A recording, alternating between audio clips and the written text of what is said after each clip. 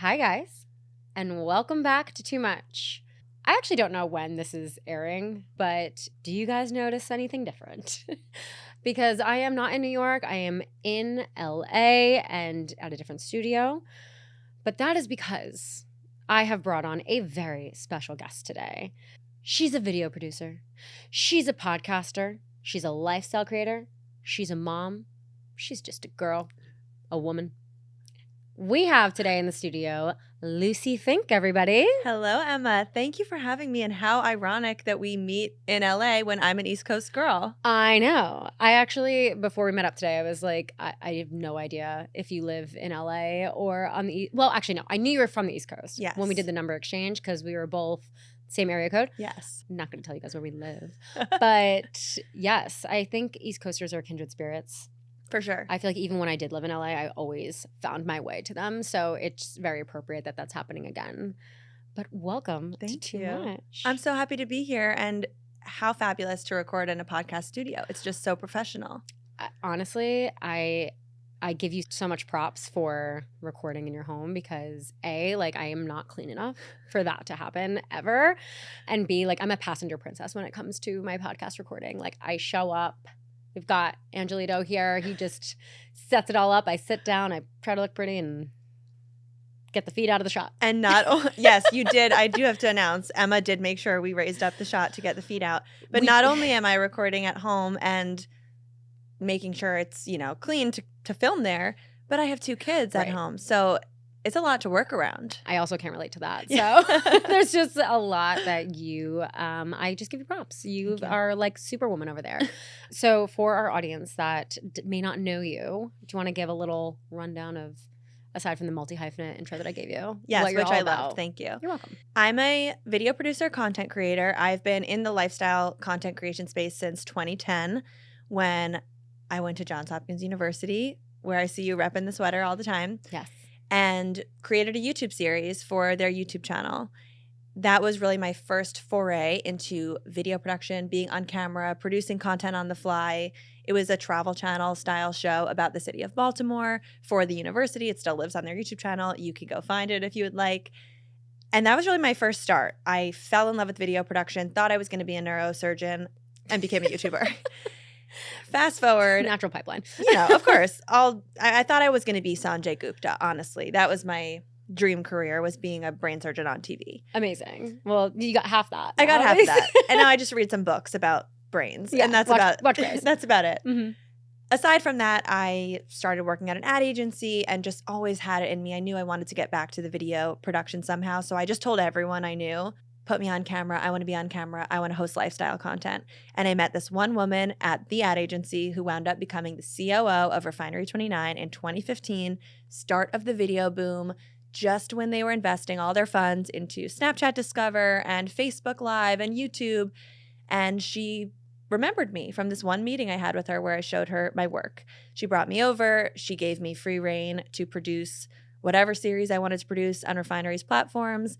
And it was honestly, for me as a talent, a great launching pad. Mm-hmm. I got to join a YouTube channel that had 100,000 subscribers by the time I got there. Right. And by the time I left was closer to 3 million. Wow. And it really gave me the ability to share my social handles in every piece of content I created and build my own audience on the back of this bigger media brand. Right. And then in 2019, I took the plunge, left, signed with an agent, started doing it all on my own. And I'm still kicking it in 2025. We love that. You are a pioneer. Thank you. It's so funny. When you said 2019, I don't know why. I was like, oh, you've only been doing this for like 2 years. And I'm like, no, Emma, it's 2020 fucking 5. Yes, it's been a while. That's incredible. Like, I love that you started so early. You walked so you could run and we can all run also. Like, literally, that was like paving the way for everyone in the industry, which is awesome. It's funny. My mom told me to start a fashion blog when I was a freshman in college. And I was like, Mom, that's so stupid. Like, I'm not going to do that. And in hindsight, I wish I'd been doing this for 10 years already. Yep. So the blogging space, that's like a whole different ball game. Yes. But I do think Johns Hopkins was ahead of the game with letting me do a video blog, right, because they had a written blog on the site and they didn't have any video content. So I was like, I could be your video blogger and I'll write a written blog in conjunction. Yeah. But then entering into the refinery world, there weren't really influencers yet. Totally. There were digital hosts. So there was a whole slew of talent that people probably know from BuzzFeed. That was like the BuzzFeed video guys or girls. And a lot of them kind of got screwed over by being tied to this big company. Yeah. You know, I notoriously tell people, as everyone knows, if you knew a BuzzFeed talent in 2015, you probably followed their Facebook page or their Instagram that was called BuzzFeed Emma, BuzzFeed Lucie. The brand would hold them hostage basically so that if they left, they're losing all their followers. Yeah. And all these people had millions of followers. So that was my number one directive at Refinery 29 when I got there. I knew Refinery was a lot smaller than BuzzFeed, didn't have quite as much power over their employees. Yeah. So I went into the office of the head of the video team and I said, I just want to show you this video from this BuzzFeed employee, and it's called Why I Left BuzzFeed. And this is what is maybe coming for you if you don't let your employees here promote their own social handles. Good for and you. She was like, go for it. Grow your own brand. We're all in this together. And I do have to credit Refinery 29 was very collaborative in that way. That's amazing. I mean, being that you've been in the industry for so long, you've obviously been exposed to every single angle and facet of it. Sure have. The good and the bad. In my Google search of Lucie, after the feet wiki page. Wiki feet. Wiki feet. Which is why we're not showing feet in today's videos, guys. We charge extra for that. Lucie has amazing feet, but that's not why we're here. I cannot wait for the trending Google search to be Lucie Fink Wiki feet. She's got top tier toes, guys. But that's my poor husband. Honestly, like that's a great brag. Like to say you have good feet. Listen, I didn't even know I had good feet until someone pointed me to this Wiki Feet page that was created on my behalf. Every piece of content I've ever produced that has a clip of my feet in it has been screenshotted and pulled in, and people are voting and giving me stars. And my Wiki Feet has, I think, over 100 5-star reviews. I'm not going to brag about it too much. You should. That's a good sick flex. I'm just going to say, like, I guess people want to see the feet, and thank you so much for cutting it out because that You're is welcome. Premium content. Yeah. And this is a free podcast. Yeah, guys, subscribe and pay for that shit. I feel like that's such a good like icebreaker thing when they're like, what's a fun fact about you? And you're like, I've got a Wiki Feet page and it pops off. So yes, no, that's not why we're here. So after the Wiki Feet search, what did you find? After the Wiki Feet search, Lucie faced some adversity and did a TEDx talk called, what was it called, Lucie? It's long. Moving past the fear of being disliked. Yes, thank you. It sounded better coming from you anyway. Which, as my audience knows, as you know, is something that I've experienced recently. And honestly, like I'm not like close with many people in this space. So I haven't really been able to like talk to people about it. And I think it is such an important thing to hear from someone in the industry, like just how much the chatter and the noise and the comments actually do affect the real people behind the post, because we are real people. I'm acting like I'm huge. I'm like nobody yet, but I'm like, I'm a real person. They're like, we know, Emma. Fake it till you make it. They're like, you were real yesterday. So yes, I would love to hear more about that, your experience, what you've learned, everything. So yes, let us know what happened. It's quite the story. You know, I got to go back to my Johns Hopkins days because the first moment I ever put my face on YouTube was the first moment I was subjecting myself to the internet's opinion. Right. And obviously I didn't know anything about what to expect then, but the moment you pop online and put your face in front of people, I think there is some sort of stat that someone could Google. Basically something like when people see your face on their screen, X percentage of people are just for no reason at all not going to like you. Ooh. Just based on how you look. Well, yeah. I mean, that's even the science behind dating apps. Exactly. Yeah. Couple that with once you start talking, the content of what you're talking about, there's a whole slew of reasons why the moment you put yourself out there and have any sort of vulnerability, you're subject to the internet's opinions. And what a weird time we live in. No other time before this time of the age of the internet did people have to live and deal with public commentary about them. And I mean, there was obviously always gossip, and I'm sure in the eras of the Kings and the Titans, you know. Hester Prynne. Yes, there was gossip, and there were probably newspapers and drama, but the internet's a different beast. And the moment you post something, it's like if you're doing anything that's bringing people's attention, which is what everyone's trying to do, it's going to be negative backlash just as much as positive. Right. And probably less negative, but that's going to be the loudest to Mm-hmm. you. And I started getting that from a very young age. Like, I'm in college, I'm starting to get comments, but I still really want to do this series. Also, it was a paid job by the end, so I got to kind of look past it. Right. There weren't too many negative comments on my Hopkins. It was very niche, my Hopkins travel series. Fast forward to Refinery 29. I remember going into that job and thinking, wait, I've been kind of out of this now for a year or two. Do I want to go back to this? Because I remembered the one or two negative things that happened in college, and I was like, this is up to me. I don't have to do this. Mm-hmm. I could do behind the scenes forever. I could be a producer. I'm behind the scenes. I'm working with $1 million budgets to make branded content for companies, and no one knows me. Right. And this is very comfortable and safe and creative, and this could be my career. But I just had a calling to be on camera. I feel like my whole life, the camera turns on, and that's my sweet spot. Yeah. And, whereas other people shrink away and are so uncomfortable, it's complete opposite for me. And I Theater think girls. if you have that, theater girls at heart, president of the drama club, a cappella group, follow that. If that's like Right. a calling or something that you feel or notice in yourself, go for it. So I said, I'm going. This is my calling, and I'm just doing it no matter what.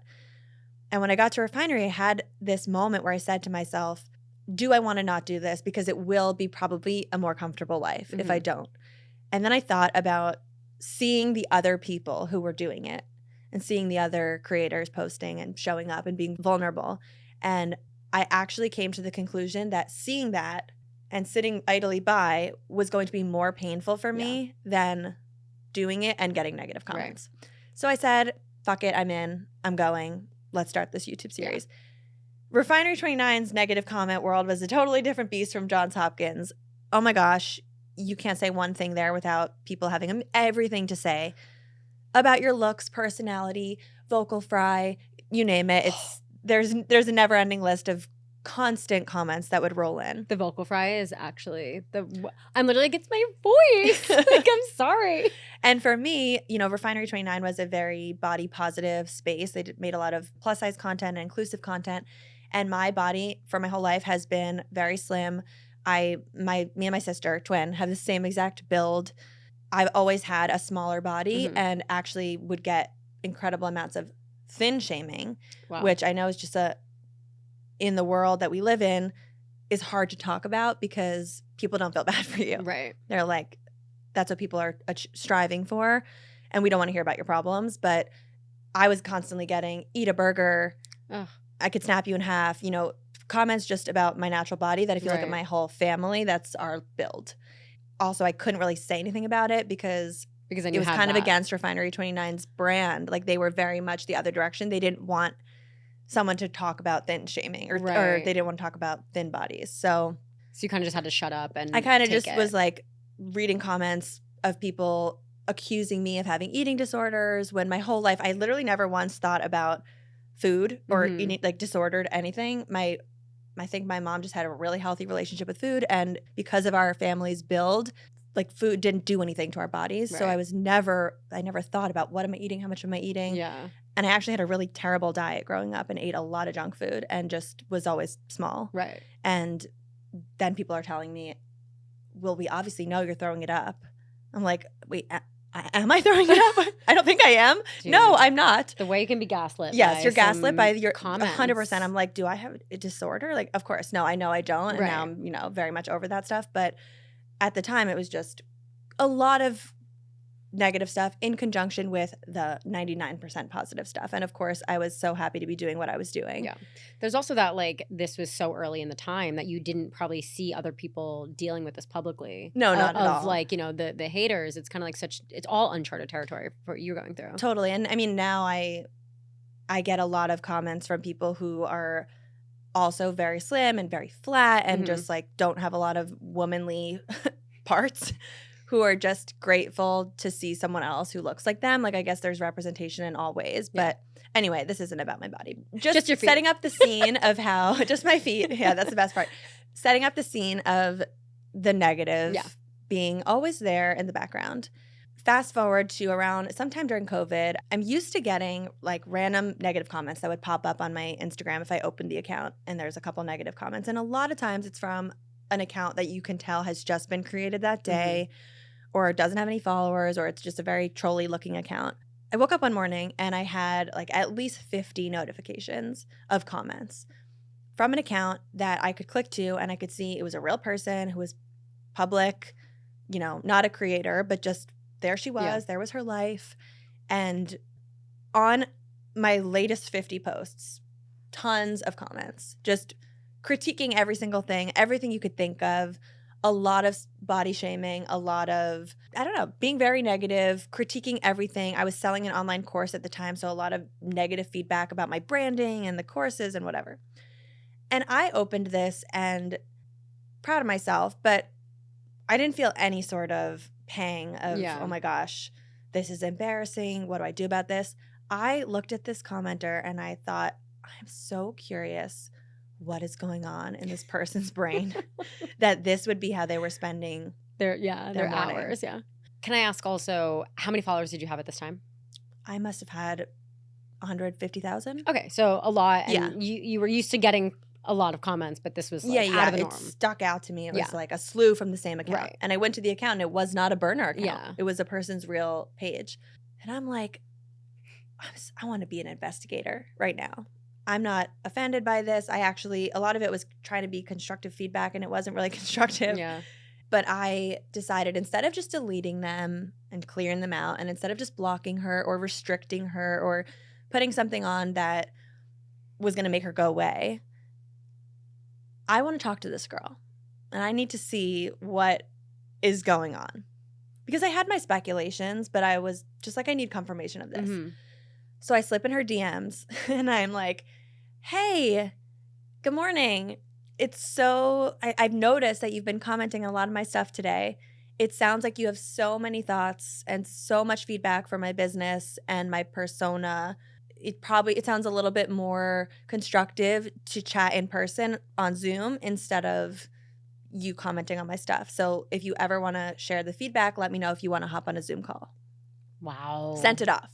You know, a lot of times when you write back to negative commenters, the first thing they do is delete all their comments and block down. you Mm-hmm. because they don't think you're actually seeing it. I don't know what. A lot of times at Refinery, I would experiment with replying to people who were negative commenters, always with love and kindness. And there was like 3 categories of what they would do without fail. Like, this wasn't like some didn't do this. Without fail, either someone writes a negative comment and you write back politely, and they either immediately delete their comment, run away, Mm-hmm. and act like it never happened. Either they double down and get meaner and respond back to you, and it turns into a big fight, and then you realize they just wanted drama.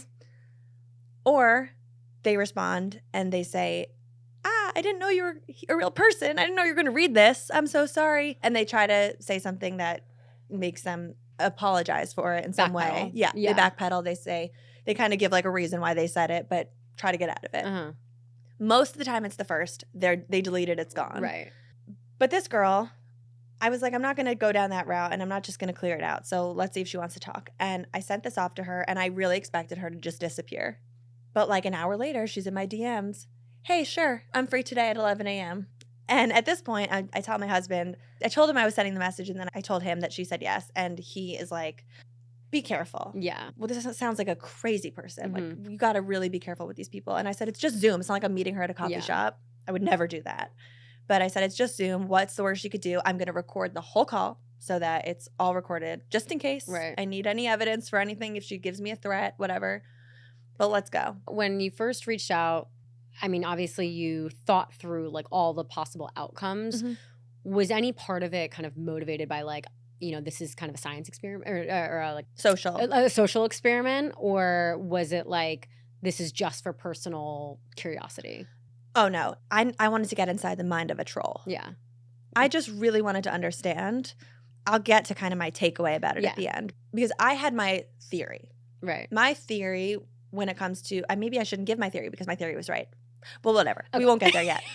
Anyway, I had my theories of why people write stuff like this, but I really wanted to know. So we get on our Zoom call and my husband's stationed outside of the room. I close the door, but I'm like, I'm going to have my phone. If I need you, if there's anything scary, I'm calling you in right away. It's obviously being recorded. I feel like he could have just been on the other side of the laptop. He could have been in the room, truthfully.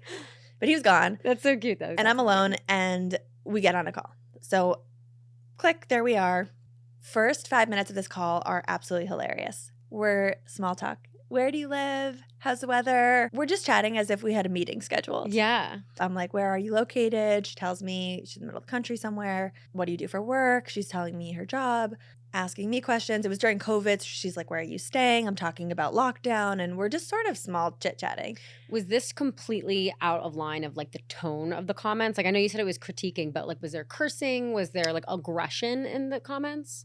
There wasn't aggression. It was just mean. Right. Yeah. And nasty and things that I would never think To say to someone in person. For sure. But not like F you, you effing slut. Okay. I'm assuming I can curse on this podcast. Yes, of course. We love cursing here. Great. Fuck yeah. So she and I are chit-chatting. And I finally am like, we both know why we're here. At this point, I adopt this power mindset. I'm like, I'm not scared of you. And something came over me. And I'm like, we both know why we're here. So I think we should start talking about the comments you've left. Before I can even finish that sentence, tears are pouring down her cheeks.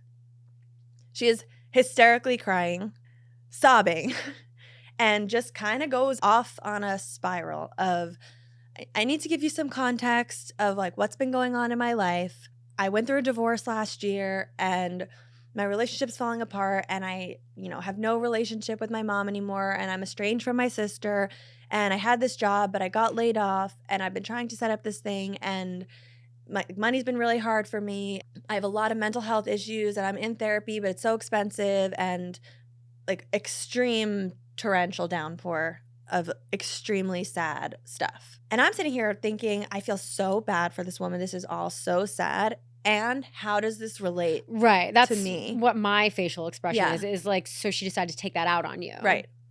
And so I'm kind of waiting for her to connect the dots, and then she does. And she basically is like, every single thing you've shared in the past 2 years has been incredibly triggering to me.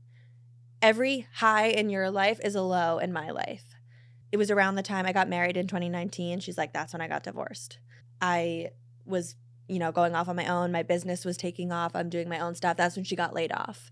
I, as we talked about, have a slim build. She's been struggling with weight. I share content with my family. I moved in with my family around COVID. She's estranged from her family. The list goes on and on. Perfect parallels of moments that I'm sharing that just around my lifestyle content, not intentionally trying to brag about anything, but just showcasing what I'm doing in my life, correlated with something about her life that was not going well. And she flat out said, I know I have a lot of mental health issues that I need to work through, but I have been feeling like sometimes when I write something negative to someone like that, momentarily it makes me feel a little bit better. And it gives me like a little burst of power and, just makes me feel like I'm bringing someone down a little bit so I'm not the only one down here. God. Which, okay, back to my theory. My theory is that that's why people write this stuff. Yeah. I mean, it's projection. It's projection. It is like, unless you are an evil person and people are commenting on your evil nature, almost everything that people say about you is something that they're feeling in themselves that is making them feel bad, and they are writing it to you. This experiment was like, the proof is, here's a person who is like spelling it out for me. And listen, I'm not saying everyone who's ever written anything critical of someone online has their own mental health issues. Yeah. Obviously, the internet is a space to write whatever you think and give critiques and share whatever. And it's not always a reflection of you having a problem. Yeah. For all the haters that are about to be in the comments, this is not a generalization. No. Because that's also a little bit of a, sociopathic way to feel, where it's like, if anyone has anything bad to say about me, then they have a problem. Yeah. Obviously, if someone doesn't like you or it says something, it's not necessarily they have a problem. But it would make more sense if people saw the comments, because it's like the type of comments that those are purely a reflection of something going on with her life and a reaction to that.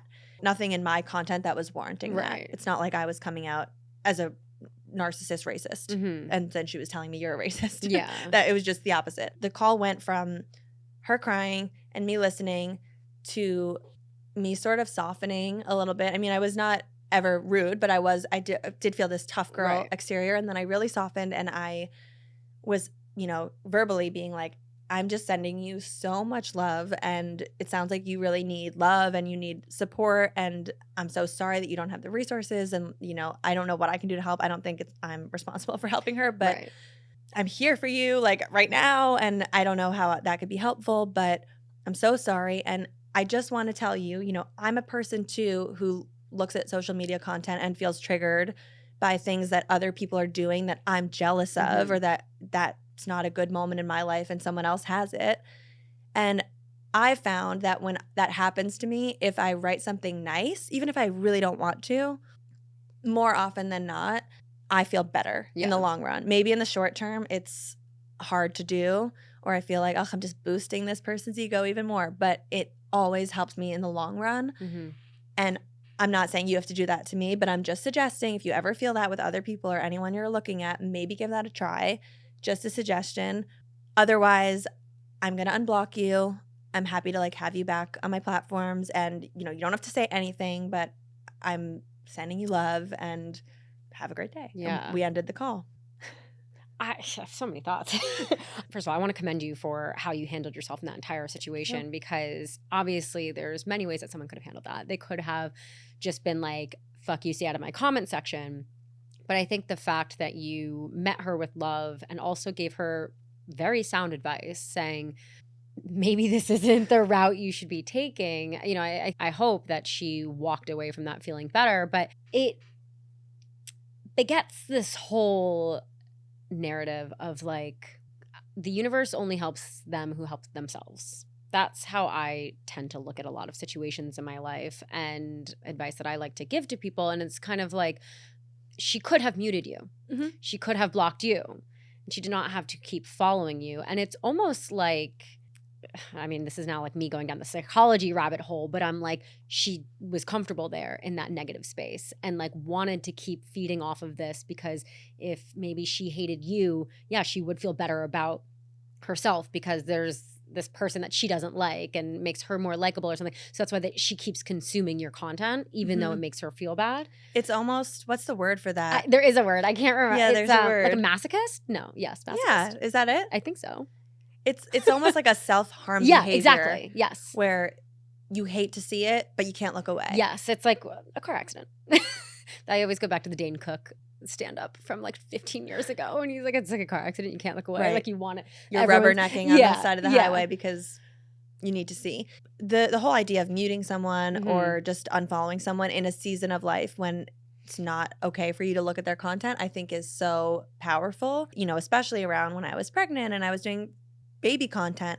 If there's someone going through extreme infertility, please, I shouldn't be popping up on your feed crying about being nauseous in my pregnancy. That's not helpful for you. Yeah. So by all means, unfollow me in this time and never come back if I'm not fitting for you. Or maybe when you get pregnant, you can follow me again. Yeah. I think it's not your responsibility as the creator to care about every single person's feelings. Like that's the beauty of social media, is that like you can follow whoever you want. There is this narrative out there when creators are upset about the negative backlash, and then the public is like, well, you chose this life. You chose to be here, so I could say whatever I want to you. But it's like, you're a person. There is a person behind the screen.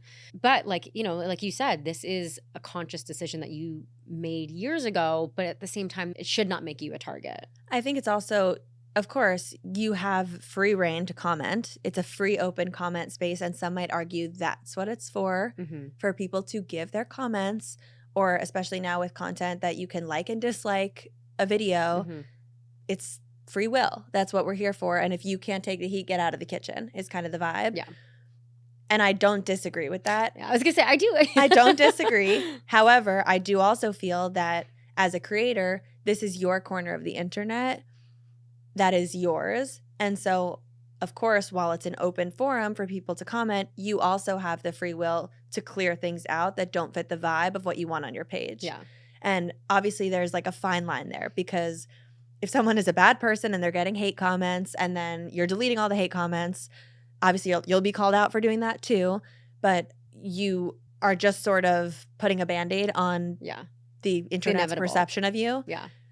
But in general, like if you're a lifestyle creator that gets negative comments once in a blue moon, I don't think you owe it to the world to just leave that comment in your space. And I've actually had, over the years, had different layers of protection sort of pop up to help with this. So if I get repeat negative comments with certain words in them, these apps are really helpful for creators now where there are hidden word triggers that you could put in. So say I didn't want anyone to comment on my feet. I was just going to say. Going back to the feet, I could put the word feet or foot or toes as my keywords in my please hide these words, which means if Emma goes and comments, "Ugh, love your sexy feet," and it pops up on my page, only Emma will see that it's there. She will think that it's public. She will think that I see it, that everyone else sees it, but I don't see it and no one else sees it.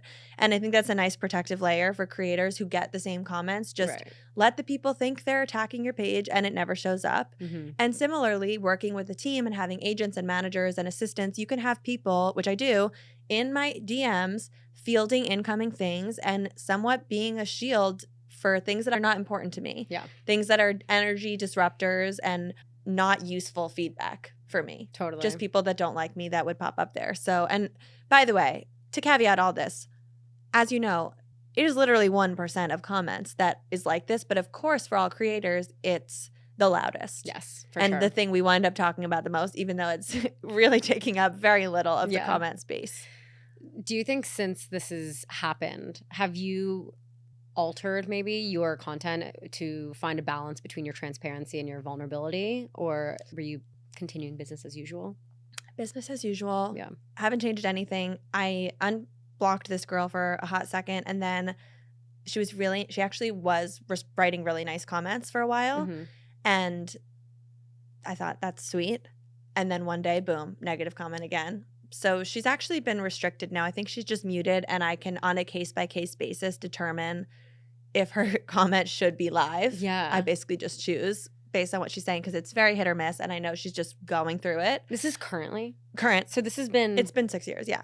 She just is unending, you know, by the day, by the content. Sometimes I post something and she's the biggest fan in the room, and then sometimes she's upset.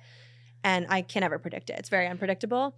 But I think my biggest learning in this, in addition to the title of the podcast, which is like moving past the fear of being disliked, and I guess really the takeaway is not everyone needs to like me. And I can't live my life in a way where I'm zooming with every troll to try to convert them into a loyal follower. That can't be my MO. But I think my takeaway, which I've just thought a lot about over the years, and especially during COVID and starting a family, is my cup feels so full from my real life, between my real life friends, my husband, my kids, my family, my business, and the real people I work with day to day in my real life. It feels so full that I genuinely think of some of the internet commentary as a cloud that's like not real. And I know it's real people, but it truly doesn't impact me the way it might if my real life was not good. And so when people are asking me, do you have any tips for being a content creator? I really want to build an online following and do brand deals and whatnot. My biggest advice to people is to really enjoy your real life and find your community in real life. And then, like, it's a business. This is not your friend space. Obviously, you can have friends. You can have fun. It's a very fun job. It's lucrative. It's enjoyable. But it's not my real life. And if it all disappeared and if everyone on the internet hated me, I have so much love in my real life that, like, that's not even real to me. Yeah. It's funny. That's the same advice I give people when it comes to relationships. And I say that you should never get into a relationship when there's a void that needs to be filled. So it's the same thing.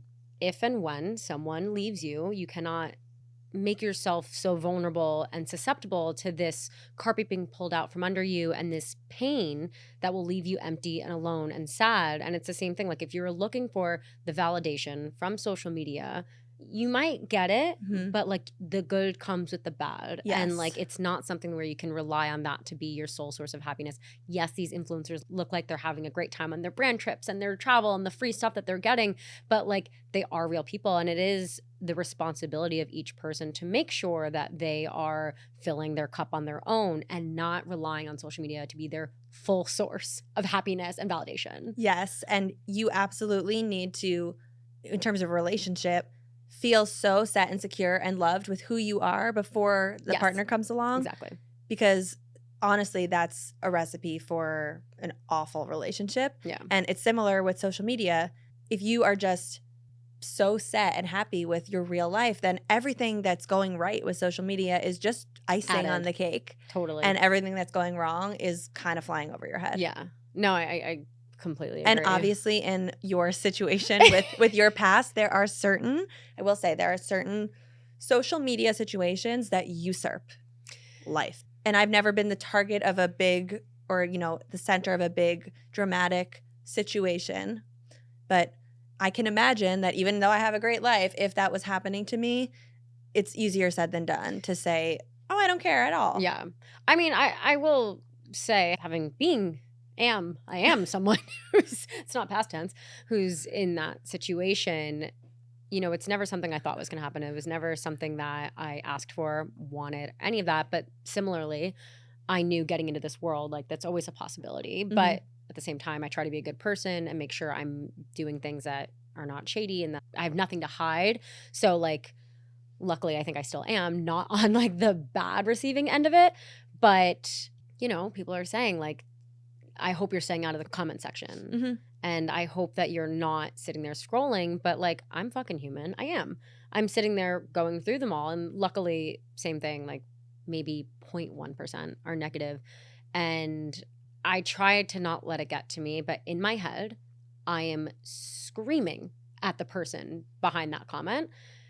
And then I take a minute and I take a beat and I'm like, it doesn't matter. It doesn't matter. It doesn't matter. The internet has such a short attention span. I mean, even what happened to me, like, it might have been a flash in the pan for other people. It's not for me. It's still going on. But I knew, like, when the first video came out on February 4th from my ex-co-host, that was hard because my truth was not out there and what was going on wasn't out there. My side of the story wasn't out there. So in that moment, it was very much like, am I going to be able to go outside? But, you realize, at least at the size that we were, like, it is a drop in the bucket and it's not as big as you think it is. It's not as big as you make it. And also, like, people did forget about it the next day. Things, like, escalated when I came out with my truth and what happened. But again, like, I'm grateful that I'm not larger than I am right now when this is going on, because I can imagine things would be 10 times more intense. But, it does, like, kind of keep me up. But I think the main thing is just, like, focus on the goal, focus on your life, focus on the real things. Yep. And not the people that aren't in the room and that don't actually matter. And it's so easy for the people who aren't in the room, who just consume content like it's all a reality TV show. Yeah. To comment something so mindless and so dumb and hurtful and just something that they truly would never say in person. Right. And I think that's why this experiment was so interesting, because I truly do wonder, not that we would ever do this, but approaching each and every one of those people in person, how would they be? I'm sure maybe 30% of them would double down. Right. And then probably the rest of them would be so embarrassed and so ashamed and just never say anything close to that in person. Yeah. And it's like really crazy because the internet world is actually so different from the real world. Totally. I think about this a lot because even on any video, you go on any video on TikTok, Instagram, and go to the comments, it's mean. I mean, of course, there's like a few videos here and there where it's so nice and the comment section is lovely. For the most part, everything is a trigger to people, and people are so mad about everything. You really screwed up your house. It was so old-fashioned and beautiful. And now because you made the house the way you want to make it, you're a sellout. Your house sucks. Yeah. And like, imagine walking into someone's house and saying, I fucking hate what you did with this house. But people say it online.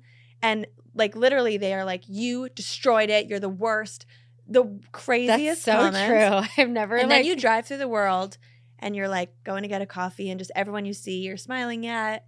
And I mean, obviously, unless you're having road rage, maybe there's like fights happening all over. But I feel like the world is so lovely. Yeah. The real world is so lovely. You walk around, everyone smiles, holds doors. Thank you. Thank you. Everyone's pretty nice.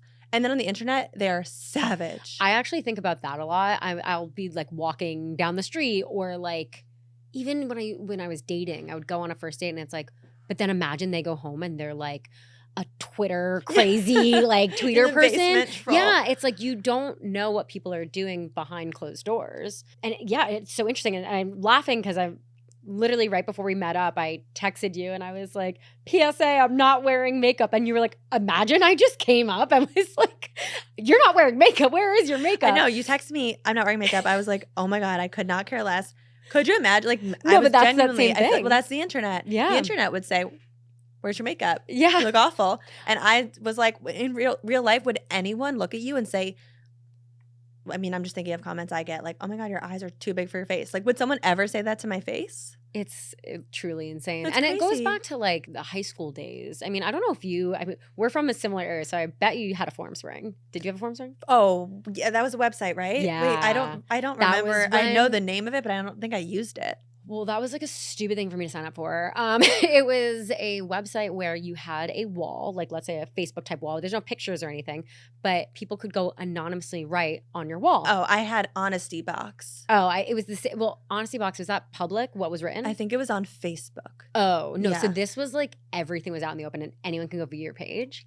It was like Wow. we were all That's just so mean. We were masochists. Yeah. We wanted the pain, but I think there was also that teenage aspect of like, you're really hot, I want to go out with you kind of a thing. Mhm. Where like that was the goal.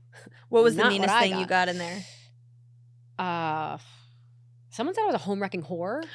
In like 8th grade? I was like 15. Yeah. Like no home to wreck. Didn't have sex yet. No I whore. was a virgin, not a whore. Yeah, so that wasn't nice. That's People so people funny. were like, go unalive yourself. Mm. Like a lot of that talk. But like Yeah, high it school was a very jealous. dramatic Yeah, time. but it all stems back from, people's insecurities. Mhm. And I did a whole episode on this the other day about how when someone is mean to you or does something like this, it's them projecting their insecurities. And then of course I got comments of people being like, you're basically saying woe is me because I'm pretty. And I'm like, well, this is the point. This is the point that I'm trying to make. It's like, doesn't matter. Like you're damned if you do and you're damned if you don't. You're damned if you look good or don't look good. But also that's subjective. Like good to one person is bad to another. I think the thing that has been the most unsettling to me, or just the hardest to wrap my head around with the whole negative comment world and people saying anything mean to me, like I just met you, so I'm saying this and you obviously don't know me and might not believe it, but if there's anyone from my past or anyone that I went to high school with, or just like, I don't know, anyone that has ever met me in real life, I'm not just saying this, I'm a nice person. I was literally, what are you about to say? Like I just think I am a nice person and I really like can get along with anyone. I am kind. Like, and here I am, like it's like a job interview. Right. But I feel like I am like almost to the point of being walked on because I'm nice. Mm-hmm. And I don't like confrontation and I don't like to talk about people and hurt people's feelings. And I consider myself to be a very nice person. And I wasn't always that way. When I was in middle school, I was caught up in the catty drama. Totally. But We in all were. 9th grade, I changed and I had a drastic personal change. This was around the time when I was the president of my high school's drama club, which was an extremely uncool thing to be. I'm Quote. like, bow down, prestigious. That's In my high sick. school, it was not the coolest place, but I fucking loved it and was friends with all these people who were not considered to be cool, popular kids, and was kind to all of them. And I even have a memory of going up to a girl who I remembered not being so nice to in 5th grade and apologizing about it. Oh. She was so grateful. And I've had people from my high school who were like just not in the it crowd in recent years write to me that they are following me and that they've just always remembered that I was nice to them at a time when others weren't. Yeah. And that's like, I don't need to put on blast to the world like my testimonials about if I'm nice, but when I see mean comments where someone would be implying that I'm like not a good person or not a nice person, it's like to my core, that's what is unsettling is that it's like, you know who you are and you know what you're about and how your mind works. And then people just say that you are another way. And you're like, how do I prove this? But then again, it all goes back to moving past being disliked by people. Yeah. You can't prove it. Some people are going to like you and then whatever percentage are going to hate just your face and it's Yep. over, and move on and just live your life and that's it. No, I mean Yeah. But first of all, Yeah. I can confirm you are very nice. Thank you. I've got a good judge of character, despite some people in my past. But I can relate also to you saying like that you are a very kind person. You don't like confrontation and like you know you're a nice person. Like I also think that I'm a kind person. I don't mind confrontation, and sometimes that can come off as aggression and people think that I'm not a kind person. But it's like I have that same thing where it's like, how do I prove this to you guys? Like, yes, I talk with my hands. Like, yes, I'm loud. Yes, I'm outspoken. Yes, it's all these things. Too but much. I've always felt this need to kind of like prove myself.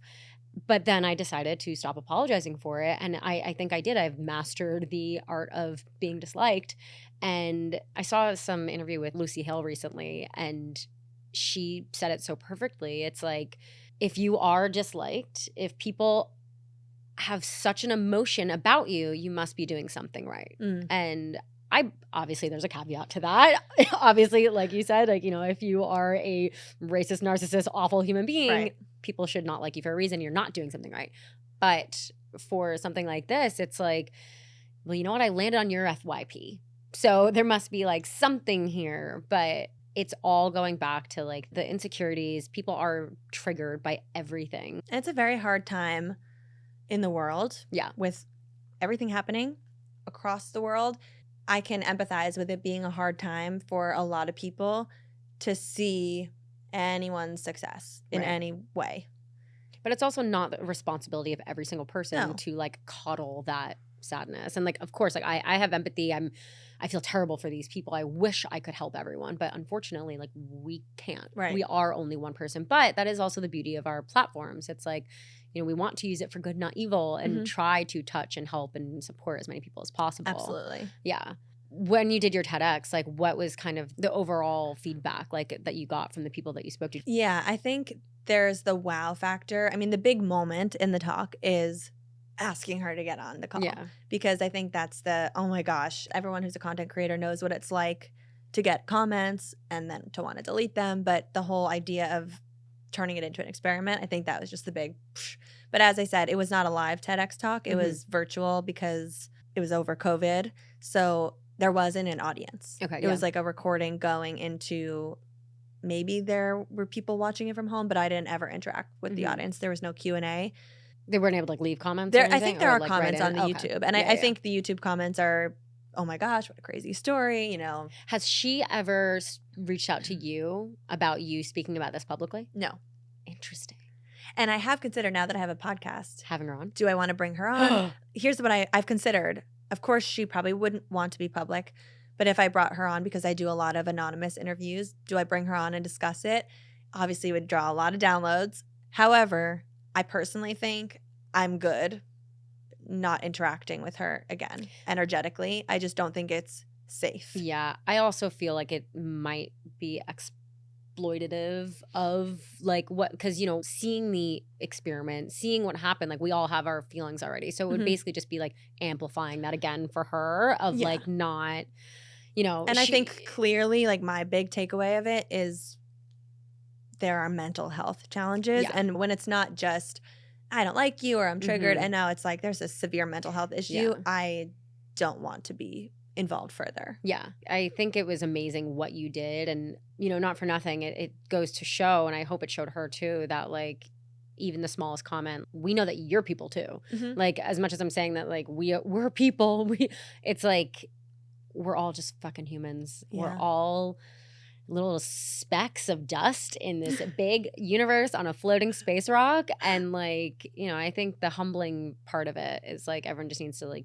hop off everyone's dick because we're all fucking people. And you know, that takeaway of us being floating on a space rock, I for years have been going back to that and reminding myself of that almost every day. I do the same Like thing. I almost need a tattoo that's just like the earth. Nothing matters. Because truly nothing matters. And it's like at the end of the day or at the end of my life, am I going to be glad that I wallowed in any moment of my life sitting being concerned what others were doing or saying or being like triggered by someone else's success? Like we all have such a little time here. Yeah. Nothing matters. We're all going to be wiped out in the history of the future. That doesn't make any sense. We're all going to be wiped out one day, and it's truly our time here right now, all we need to be focusing on is being kind to each other and enjoying our experience. Yeah. And although we are in the creator space, like in the public eye, all of this advice, this entire conversation goes for a physical comment in the real world to you that's negative, and also virtually online. Like, this can all be applied. Pay it forward. Don't sweat the small stuff. Those who mind don't matter, and those who matter don't mind. Exactly. Thank you, Dr. Seuss. Yeah. I would encourage people, if they're interested in this, I have an episode of my podcast, The Real Stuff, with Alexandra Gator, who's a YouTuber. And we sort of get into I think I talk about the TEDx story on that episode too, but there's another story I tell there about a person in my real life who started trolling me, someone I knew from my real life, and an experience that I had where she had consistently written mean stuff to me and I blocked her. Jeez. And years later, I was giving a keynote speech and I spotted her in the audience. And it's a scary movie. TV, to be continued if you go listen, because that's a really good story too. But Alexandra also tells a story of when she was in the publishing industry and like she caught people who worked for her writing mean comments about her on Facebook behind her back. And then when she went viral, they wrote something nice on her post and it's amazing how people come around. Yeah. I mean, this has nothing to do with social media, but kind of. When I was in high school, my house got egged. And like a lot, multiple times. It sounds like I did something bad. I really didn't. My house got egged like twice, let's say, over like a month period. And I was like, what by boys, girls? Well, so that's the thing. I didn't know. And I had a Twitter at the time and I posted on Twitter, I know who did it. And we have security cameras. An apology might make me not go to the police. And that's all I put. But I didn't really know who did it. I was bluffing and trying to get someone to respond. 3 or 4 girls from my friend group texted me. And they were like, one said, I'm sorry, I was just having a bad day. The other one said, I was just the getaway car. The other one said, I don't know why I did it. And like none of them had a good excuse. And they just did it to be mean and to feel better about themselves. Oh my gosh. And I never forgave them. I was just kind of like, you guys are fucking dead to me. It was senior year of high school. Prom was coming up and I was in charge of the prom bus, and I had actually surprised everyone by upgrading it to a double-decker bus and didn't even tell anyone I was going to make it like this big surprise. They only had to pay like $65 a person kind of a thing. So it was like a nice thing for me to do. And I think I either kicked them off the bus or I did my own bus. I can't remember what happened first. But I walked up to one of them in school the next day and I was like, if you come within 10 feet of me, your ass is grass. Like I was just... That was where my trust issues began. Wow. Do you have any concept, if you could put yourself in the mind of those girls who egged your house, why would you say they did it? It's jealous. It's all like I was hanging out with all the guys. I was making out with the guys. I was girl gossip drama. Correct. Jealousy. That's what I boil it down to. Mm-hmm. I don't think there's ever an excuse to egg anyone's house. Right. But I do from a psychological perspective, getting into people's heads. No, I didn't steal anyone's boyfriend. Right. Like nothing like that. I just truly was being myself and they didn't like it. And that's something that also came with clarity 10 years later. That wasn't something that in the moment I was like, they're just jealous of me. That was not the mindset I had. I cried. Right. You cry, you feel alone, isolated. Yeah. I watched my dad scrape egg off of his roof of his home. Like, that's not even my I could cry thinking of that. No, it was awful. And imagine what my parents are going through. What did my daughter do? I raised this child and people are out to hurt her. Girls are so mean. It's fucking crazy. But that all said, it's the same thing. They're throwing eggs at your house. Mm-hmm. They're commenting negative shit. And it's just because they feel bad about themselves. Whew. Yeah. Sorry to drop that egg. Sorry to drop that egg on you. That bomb at the end. But yeah, no, it's... Thank you for sharing that. Yeah, but that's also why it's kind of I have been doing this for so long, and that could make some people shy away from it. But I think I've leaned into it because I'm just I've grown a tough exterior from facing obstacles and adversity my whole life. And yeah. So good for you. I'm proud of you. Thank you so much for bringing me here. Thank you for being here. This is such a great talk. I loved your insight. And I think what you're doing is incredible. Everyone go follow the Real Stuff podcast. Go follow Lucie on her socials.